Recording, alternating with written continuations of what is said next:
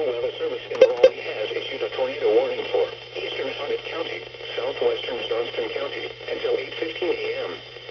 At 7:22 a.m., a severe thunderstorm capable of producing a tornado was located near Arlington, moving 95 miles per hour.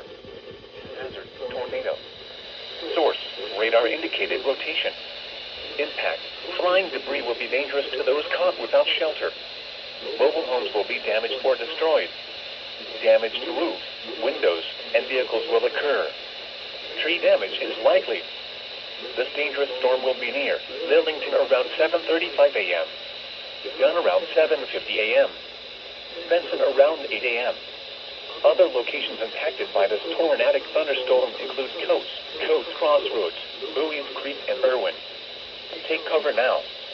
Move to a base or interior room on the lowest floor of a sturdy building.